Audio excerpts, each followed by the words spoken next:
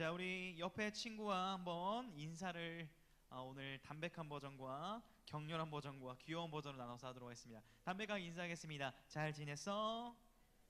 대답도 해주세요. 예, 대답도. 예라고 하는 분도 있고 아니라고 하는 친구도 있고, 예, 다양합니다. 자, 우리 또 우리의 원래 정체성답게 좀 이렇게 졸리잖아요. 공부 열심히 하고 와서 잠을 별로 못 자서 우리 좀 잠도 깰 겸 이렇게 인사하겠습니다. 너 좀 귀여워. 너 좀 괜찮아? 너 좀 힘을 내. 제가 보니까 고3 친구들은 거의 입을 열질 않아요. 그러니까 힘들어. 지금 굉장히 좀 정서적으로나 육체적으로나 힘들 수 있습니다. 그래서 고3 친구들의 그 부담감 이해하고 또 응원하고 축복합니다. 오늘 말씀 제목을 한번 읽어보도록 하겠습니다. 말씀 제목 앞에 나와 있죠? 시작. 그리스도께로 달립니다. 한 번 더요. 시작. 그리스도께로 달립니다 라는 제목으로 말씀을 증거하도록 하겠습니다. 자, 넘어가는지 한번 볼까요? 오랜만에 또 이 친구와 함께 호흡을 맞추다 보니까 자, 안 넘어가는 것 같아요. 자, 예, 될 거라 믿고 자, 다시 친해져 보려고 가져왔는데 넘어가나요? 예, 넘어가나요? 안 넘어가나요? 한 번만 더 해보고 안 되면 안 쓰겠습니다. 열심히 준비했는데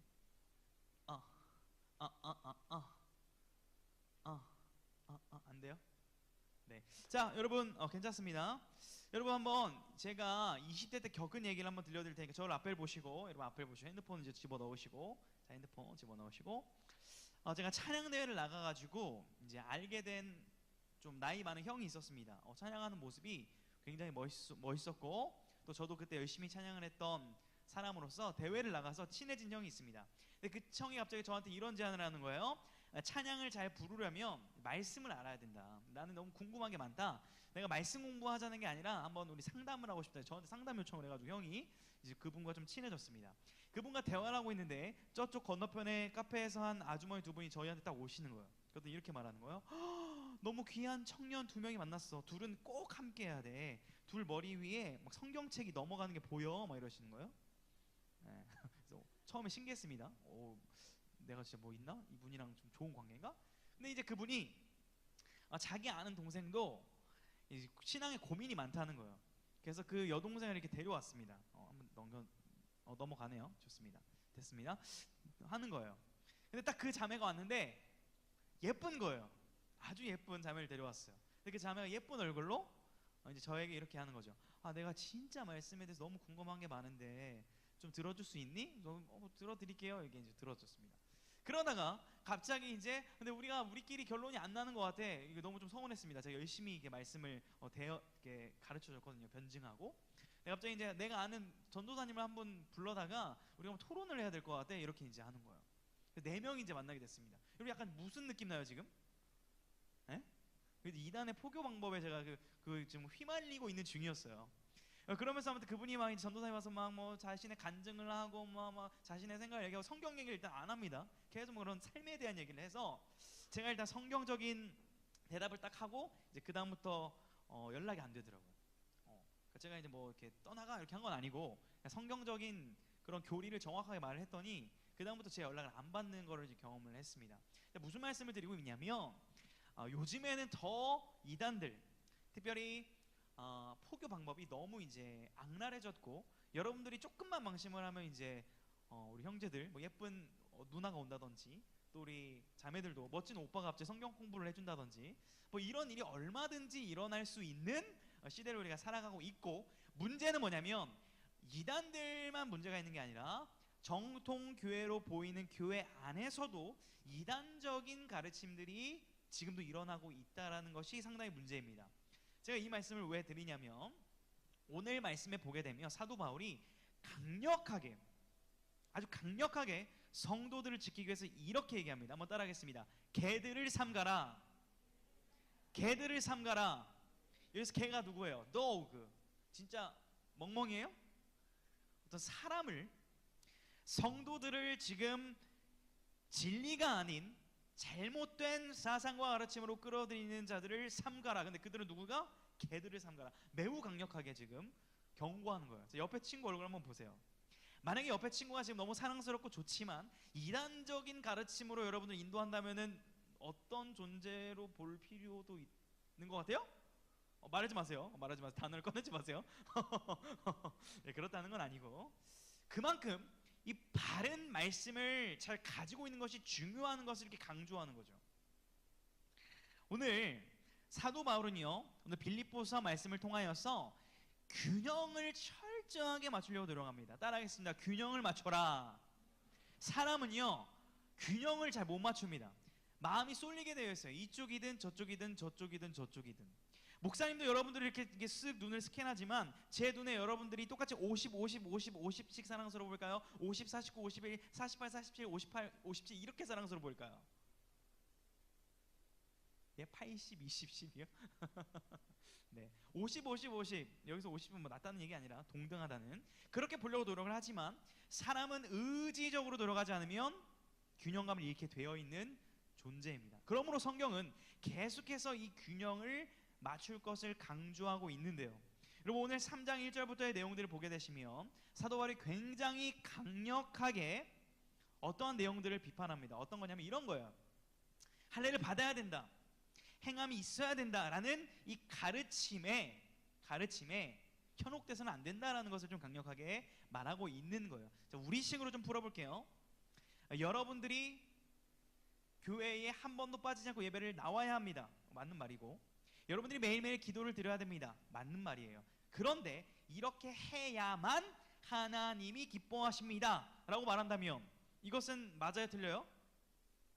이렇게 하면 하나님이 기뻐하시죠. 이렇게 해야만 하나님이 기뻐한다라는 유일한 전제 조건으로 이런 거 행함을 건다면 이것은 성경적인 가르침이 아니다라고 아주 강력하게 비판을 하고 있습니다. 자, 그러면서 어떻게 우리의 균형을 맞춰야 되냐면 정말 하나님께서 우리를 아무 자격 없는 우리들을 사랑해 주셨고 은혜를 주셔서 정말 하나님의 계획 속에서 우리가 하나님의 자녀가 되었다는 사실을 계속 기억하고 묵상할 때만 우리는 우리가 잘나서 구원받았다는 교만을 가지지도 않고 하나님이 은혜를 주셨다는 사실에 감격해서 아무것도 하지 않는 것이 아니라 더 열심히 하나님의 말씀을 가까이 하는 아주 균형 잡힌 구원의 풍성함을 누릴 수 있게 됨을 가르쳐주고 있습니다. 여러분 여기서 할례라는 개념 그래도 본문에 나오니까 좀 우리 생각을 해봐야 되는데 할례가 어떤 거죠? 할례? 예, 할례. 예? 몰라요? 할례 뭐를 모르는 것 같아요. 할례, 자세히 얘기하지 않겠습니다. 자, 그러면 아브라함 할아버지 얘기만 좀 하죠. 아브라함 할아버지가 하나님을 믿음으로 나아가는데 믿음이 처음부터 좋았던 건 아니에요. 연약함이 많았습니다. 실수도 많이 했어요. 하나님께서 기다려주시면서 계속 아브라함을 믿음을 성장시키는데 그 결정적인 또 하나가 뭐냐면 이 할례라는 것을 행하라고 하셨습니다. 할례를 왜 행하라고 했냐면 할례를 한 사람들은 언약의 자녀임을 상징하는 거다라는 사인으로 할례를 하라고 했습니다. 자, 잘 들어보세요. 그런데 할례를 하는 게 중요한 게 아니라 할례를 통해 담겨진 하나님의 약속을 기억하는 게 중요하기 때문에 할례를 준 거예요. 자, 그런데 시간이 지나면 지날수록 뭐만 남았죠? 하나님을 향한 믿음, 하나님의 약속을 기억하는 기억은 아니고 할례를 행하는 것만 열심히 하는 것으로 전락했다는 거예요. 그 모습을 지금 지적하고 있는 겁니다. 여러분 전통이란 단어 하면 뭐가 떠오릅니까? 전통. 우리나라의 전통 뭐가 있어요? 전통. 한복 좋아요. 또 예? 김치. 예, 좋습니다. 전통이란 거는 좋은 거예요, 나쁜 거예요? 좋은 겁니다. 전통은 무조건 좋은 거예요. 오랜 기간 인증되었다라는 거거든요. 검증되었다. 자, 그런데 전통이 무조건 그대로여야 돼요? 바뀔 수도 있는 거예요. 바뀔 수도 있는 겁니다. 자, 전통이라는 건 좋은 것이지만 오랜 세월이 지나면 그 본질은 그대로 돼야 되지만 그 형식은 바뀔 수 있어야 되는 거예요. 자, 예를 들어서 여러분 우리 한국 교회의 아주 좋은 전통 중 하나가 뭐가 있냐면 목사님이 같이 기도합시다 할 때 뭐를 부르죠? 주여. 자, 우리 한번 잠도 깰 겸 주님의 이름 한번 크게 불러보겠습니다. 제가 주여 하면 우리 크게 같이 주여 하는 거예요. 시작. 주여를 몇 번 불러요 보통? 주여 삼창이라고 합니다. 주여 삼창. 자, 주여 삼창하고 기도합니다. 주여, 주여, 주여. 이렇게 짧게 하면 좋은데 어떤 목사님들은 주여 삼창합시다. 주여, 주여. 마지막도 길어요. 주여. 바이브레이션까지 넣어요. 주여 사창을 하면 안 될까요? 예, 주여 구창. 그 다음 단어 뭐예요? 주여 십창을 하면 안 될까요? 왜 놀라는 친구는 뭐죠? 주여 11창, 12창을 하면 안 될까요? 자, 주여 3창을 하는 데는요 의미가 있습니다. 나름대로 성경적인 의미가 있어요. 자, 그런데 지금 제가 이 말씀을 왜 드리냐면 우리가 보통 주여 하자고 하면 여러분들이 의미를 알고 해요, 모르고 해요? 그냥 합니다. 왜냐하면 하는 전통과 문화니까 따라하는 거예요. 무슨 말씀을 드리냐면 주여를 부르고 기도하는 것은 한국의 고유한 문화, 기도의 문화이긴 하지만 나름 성경적인 근거와 여러 가지 이유를 갖고 있는 좋은 전통입니다. 그런데 시간이 지날수록 그거를 의미를 모르고 왜 하는지를 생각지도 않고 그냥 하고 있다면 그것은 굉장히 형식적인 기도가 될 확률이 높다는 거예요. 동의가 되세요, 안 되세요? 그렇죠? 그것을 지금 지적하는 거예요. 너희들이 지금 하고 있는 신앙생활의 그 의미가 뭔지 알고 하고 있냐? 아니면 그냥 형식적으로 행동과 형식으로만 하고 있지는 않느냐라는 것을 얘기하고 있는 것입니다. 여러분, 지금 바리새인들은요, 이 유대인들은요, 율법을 보게 되면 여러분이 성경이 굉장히 두껍지만 구약 율법을 핵심적으로 이것을 하십시오, 이것을 하지 마십시오를 개수로 요약해 본다면 몇 개 정도 되면 613개 정도 됩니다. 이걸 하십시오, 이걸 하지 마십시오, 이 정도 돼요. 여러분, 613개의 말씀을 하루도 빠짐없이 한 번도 어김없이 지킨다는 것은 어려울까요, 쉬울까요? 굉장히 어려운 일입니다. 그런데요, 이 바리새인들은요 굉장히 선한 의도를 가지고 시작한 사람들입니다. 처음부터 나쁜 사람들은 아니었어요. 말씀을 철저히 한번 지켜보자, 우리가 무너진 공동체를 말씀으로 세워보자라는 시작으로 시작됐던 사람들이 바리새인이라는 사람들인데, 이 613개의 율법을 나름대로 해석을 가미해가지고 한 2만여 개에서 몇만여 개의 이것은 해야 되고 이것은 하지 않아야 된다는 규율을 나름대로 만들었습니다. 그 중에 하나가 뭐예요? 안식일을 지키라. 어떻게 지킬까? 안식일을 어떻게 지키면 좋을까? 아무 일도 하지 말라 하셨으니 엘리베이터도 누르면 일이 되겠구나. 엘리베이터 누르지 마. 모든 층에 서게 만들어. 그래서 안식일에는 띵동 띵동 띵동 몇십 층이 다 서게 됩니다. 뭐 이런 것들, 정말 말씀을 잘 지켜보려고 하는 의도로 생겨난 사람들이 바리새인들이에요. 선한 의도로 생겨났습니다. 그런데 그것이 시간이 지나고 본질이 사라지자 형식만 남고 율법을 하나님을 향해 드리는 것이 아니라 나의 의를 세우는데 내 만족으로 신앙생활을 하는 율법주의자들로 전락된 것을 예수님도 지적하셨고 오늘 바울도 지적하고 있는 거예요. 여러분, 그런데요, 이것은 2000년이 지난 지금도 우리가 이런 우를 범할 수 있다는 사실을 우리가 경계해야 됩니다. 자, 오늘 본문 8절 9절 한번 같이 읽어보도록 하겠습니다. 시작. 또한 내 주 그리스도 예수를 아는 지식이 가장 고상하기 때문이라.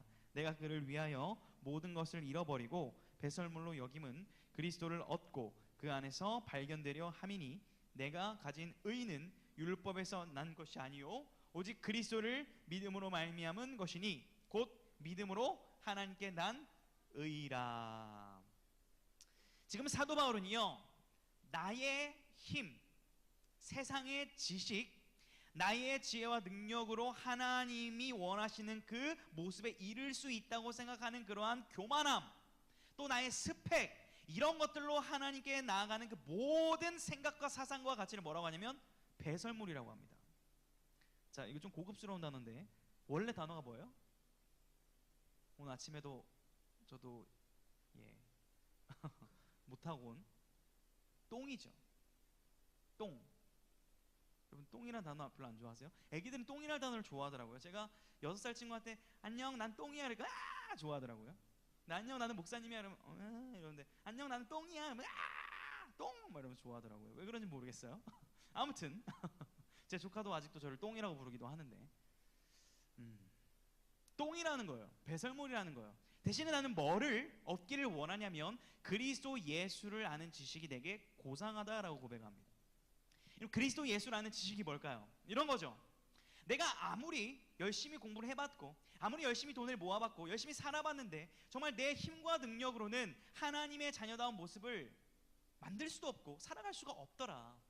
그런데 주님께서 십자가의 나를 위해 죽으시고 부활하신 그 사건을 믿을 때 내 죄가 사해질 뿐만 아니라 정말 내 삶 가운데 소망과 능력으로 살아갈 수 있는 실제적인 능력이 내게 주어졌구나라는 이 놀라운 복음의 비밀을 아는 것, 예수님을 통해 내 삶에 새로운 차원의 문이 열렸다는 것을 아는 것, 누리는 것, 이것을 그리스도 예수를 아는 지식이라고 할 수 있는 거죠. 여러분, 이것을 믿으십니까? 예수님 때문에 여러분들이 새 생명을 얻었음을 믿으십니까? 예수님과 함께라면 정말 소망 가운데 살아갈 줄 믿으십니까? 아멘입니다. 그런데요, 저도 이 예수 그리스도의 아는 지식을 잘못 이해하고 저의 스타일에 맞게 적용을 이상하게 해서 우를 범했던 적이 있습니다. 여러분, 회개라는 것이 뭘까요? 회개라는 것은 회개라는 것은 내가 잘못한 것을 뉘우치고 고백할 뿐만 아니라 그 고백한 내용들을 이제 실제 삶에서 안 해보려고 등을 돌리는 거예요. 이것은 이제 안 보는 겁니다. 이 문제를 안 보고 반대로 가는 것, 이것이 회개입니다. 즉 고백과 변화의 결단까지를 포함하는 거죠. 자, 그런데 많은 크리스천들이 고민이 뭐냐면 회개를 했는데 또 그 죄를 지어요, 안 지어요? 많이 짓습니다. 저도 거기서 자유로울 수가 없었어요. 10대 후반부터 20대 초반까지 음란의 유혹을 피하고 또 회개하고 피했지만 또 언젠가 넘어지고 이것을 반복하며 하나님, 저는 진짜 회개를 한 것이 맞을까요? 라는 양심의 가책이 심각하게 있었습니다. 양심의 가책이 있으면 괜찮은 거예요. 자, 그런데 어느 순간 이 회개를요 왜곡하기 시작합니다. 회개, 그래, 예수 그리스도의 보혈의 능력은 무한하다고 배웠고 하나님의 자비는 변함없다 배웠으니까 그냥 내가 죄를 지을 때 이따 회개하면 되니까 그냥 한번 눈 감자 이러고 죄를 또 지은 거예요.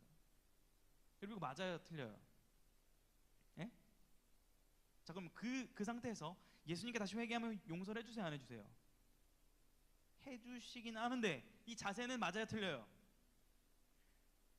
예. 그런데 정말 사람이 이쪽으로만 생각하게 되니까 어차피 회개 이따가 할게요, 주님 몰라요 하고 죄를 짓는 거예요. 예? 저만 그랬어요? 그런 유혹이 하나님의 은혜라는 놀라운 선물을 주신 것을 우리는 반대로 이것을 우리가 극단적으로 잘못 이해해서 나쁘게 사용할 수 있는 죄성을 가진 사람들이라는 거예요. 즉, 내가 어떻게 해서 하나님의 의에 잃어보려고 하든지 하나님께서 주신 은혜라는 선물을 내가 오용해서 완전히 하나님의 자녀의 모습을 잃어버리든지 극단으로 빠질 위험성이 우리 가운데 있다라는 거예요. 성경은 이를 이렇게 고백합니다. 우리 예레미야 17장 말씀을 한번 읽어보겠습니다. 시작. 만물보다 거짓되고 심히 부패한 것은 마음이라. 그러니까 우리 마음이 좋은 것을 줘도 그것을 악하게 사용하는 본성이 너무 강하다는 거예요. 자, 우리나라의 법에 문제가 있습니까, 없습니까? 뭐 조금 있을 수도 있지만 법은 굉장히 좋습니다. 근데 그 법을 이해하고 실행하고 판결하는 사람들이 실수를 하죠. 맞죠? 법은 법이에요. 굉장히 명확한 기준이 있습니다. 그것을 지키지 못했을 때 그것을 판결해야 될 때 법대로 판결하지 못하거나 이런 실행하는 사람의 문제가 있는 거거든요.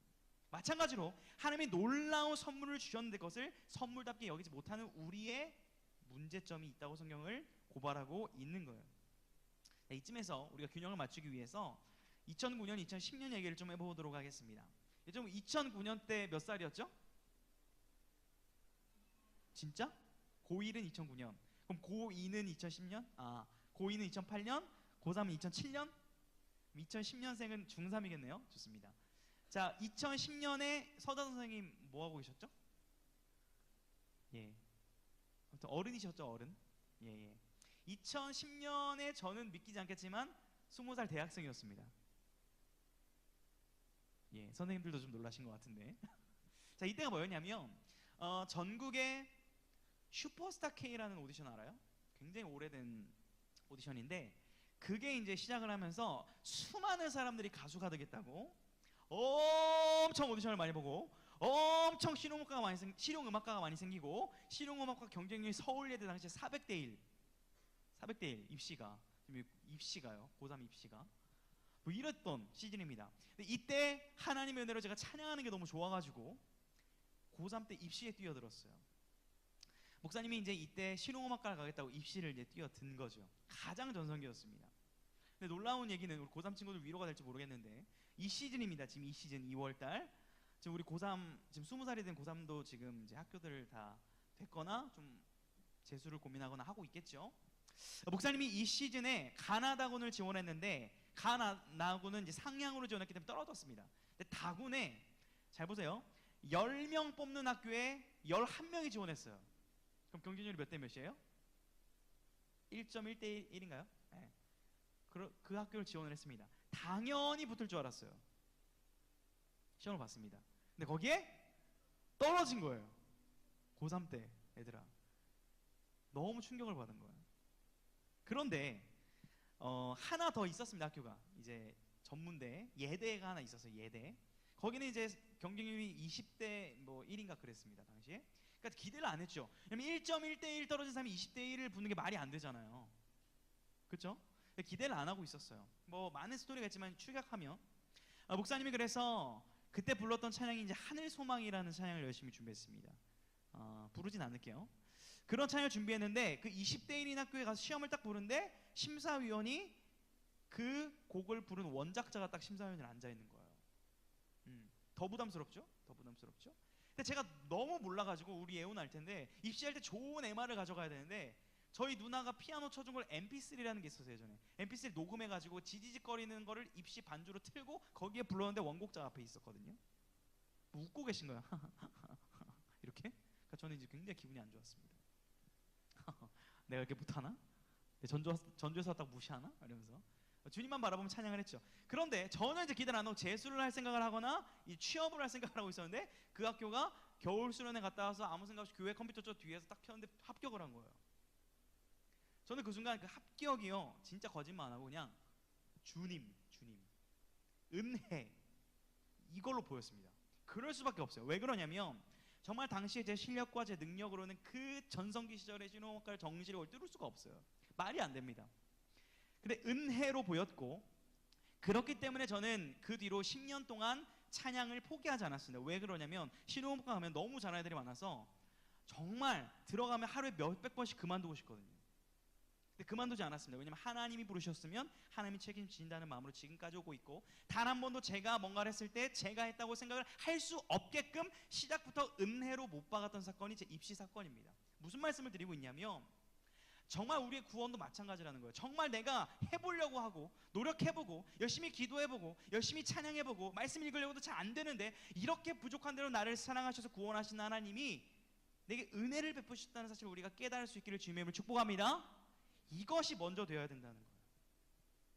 우리 많은 청소년들이 구원의 확신에 대해서 좀 많이 흔들려 합니다. 예를 들어서 청년들이든 청소년들이든 내가 교회를 다니긴 하는데 정말 구원을 받은 것일까 하는 고민을 할 수 있다고 생각합니다. 그런데요, 그 누구라도 다시 한번 주님께로만 나아가기만 한다면 주님께서는 모든 자들을 용서하셨고 구원해 주신다고 약속하셨음을 여러분들이 오늘 이 시간 다시 한번 믿을 수 있기를 주님의 축복합니다. 이것은 변함없는 성경의 진리입니다. 자, 이 기초가 있어야 돼요. 이 기초 위에서 우리가 달려나가야 됩니다. 오늘 본문 우리가 12절, 13절, 14절을 이 기초 위에서 한번 읽어보도록 하겠습니다. 시작. 내가 이미 얻었다함도 아니요 온전히 이루었다함도 아니라 오직 내가 그리스도 예수께 잡힌 바 된 것을 잡으려고 달려가노라. 형제들아 나는 아직 내가 잡은 줄로 여기지 아니하고 오직 한 일 즉 뒤에 있는 것은 잊어버리고 앞에 있는 것을 잡으려고 표대를 향하여 그리스도 예수 안에서 하나님이 위에서 부르신 부름의 상을 위하여 달려가노라. 아멘. 이 기초 위에서 이 고백을 우리가 해야 된다는 거예요. 여러분들 좀 고등학생들이니까 좀 어려운 단어일 수 있지만 한번 우리가 써보겠습니다. 한번 따라하겠습니다. 이미 그러나 아직. 영어로도 합시다. Already but not yet. 무슨 말이에요? 여러분은 이미 예수 그리스도의 십자가의 은혜로 하나님의 자녀가 되었음을 믿으시길 축복합니다. 그런데 예수님의 얼굴을 실제 지금 본 적이 있어요, 없어요?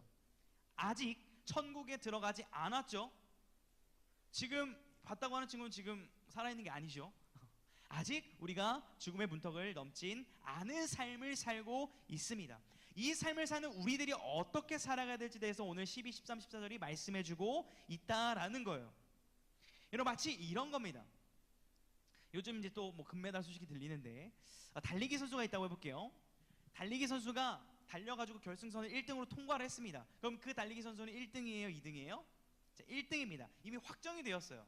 자, 그런데 그 달리기 선수의 꿈은 뭐냐면 전국 TV에서 1등을 해서 트로피와 금메달을 받고 자신의 그 국가가 울려 퍼지는 것을 늘 꿈을 꿨습니다. 자, 그러면 그 1등한 선수는 이미 1등이 확정되었지만 결승선을 통과하고 나서 그 자리에서 집에 돌아가면 돼요? 아니면 계속적이 상을 받으러 달려가야 돼요?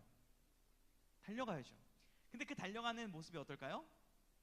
기쁘겠죠.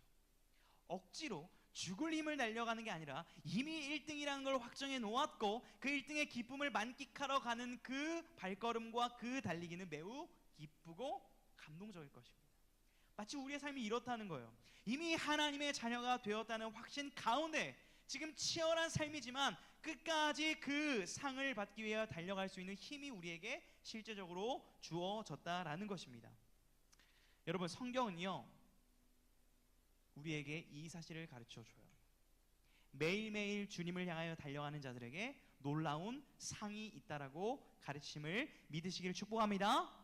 이 상이 무엇일까요? 여러 가지를 생각해 볼 수 있어요. 이미 우리가 구원받은 것도 이미 큰 상이고 또 실제적인 상이 있을 수도 있고 여러 가지 상상을 해볼 수 있지만 분명한 건 뭐냐면 천국에 갔을 때 주님을 만났을 때 우리가 상상한 것 이상의 기쁨과 영광스러운 상을 주신다는 사실이에요. 이것이 성경의 놀라운 증언입니다.